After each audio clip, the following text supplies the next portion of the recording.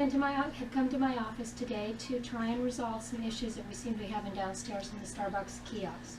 Shelly, being the Starbucks manager, assistant manager down in the kiosk, supervisor, you are over Krystal. So apparently it's been brought to my attention that there seems to be an ongoing rebuttal, disgruntledness between the two of you.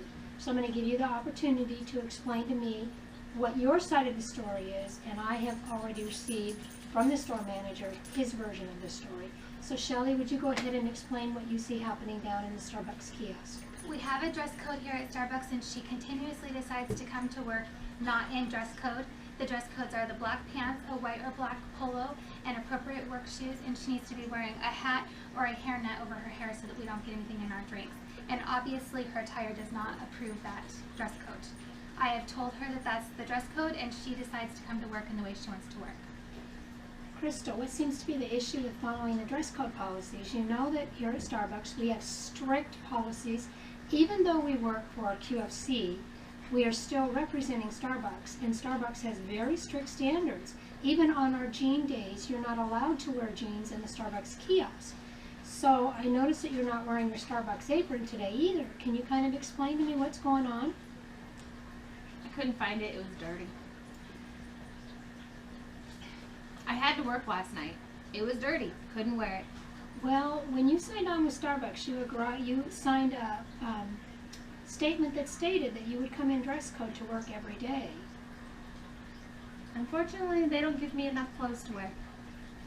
We can always supply you with extra aprons. If you don't have an apron, all you need to do is come to my office, and I can get you an apron. Well, she never gives me a break, so how am I supposed to come to your office? Okay. So I see we have a few issues going on here. So, what do you think a resolution to these issues could be, Krystal? She could not be so bossy. She could give me a break and let me go walk around when I want to go walk around.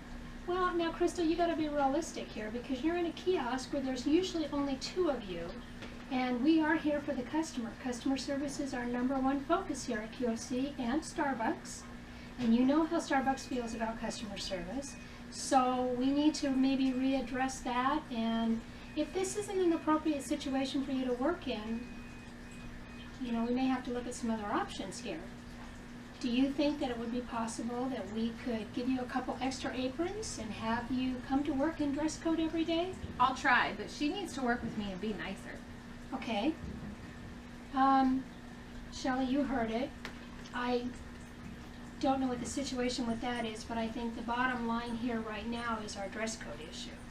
So let's work on the dress code issue, and when you and Shelly get down to the kiosk, maybe the two of you can get a cup of coffee and go sit out in a lobby somewhere where you're not in public view, and you can discuss the bossiness with her. Maybe she could have a different approach as to how she talks to you in the kiosk in regards to situations like that. Okay.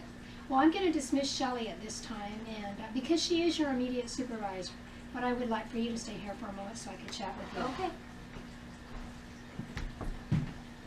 Thank you, Shelly. Uh-huh. Krystal, you know what the policy here is. You signed the paper that said I would be in black slacks, a white or black shirt, black shoes, and most importantly your apron with your name tag on it. So I need you to agree with me that you will follow this procedure from here on out. Okay. This is only a verbal warning. The next time it will be a written warning if I have to call you into my office again over this situation. After a written warning, it becomes a 3-day suspension, and I hate to have to see you be suspended. You're an excellent employee. The customers absolutely adore you. You know them by name, they know you by name, so we have a good working situation here.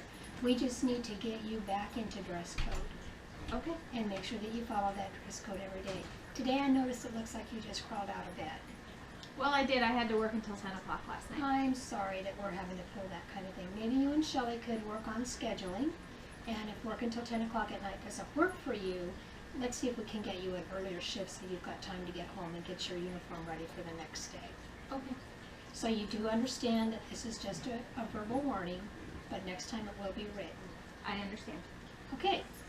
Go ahead and head back down to the kiosk, get with Miss Shelly, and see if maybe the two of you could go out and sit down and discuss this and see if we can get this issue resolved. Okay. Thank you, Krystal. You're welcome.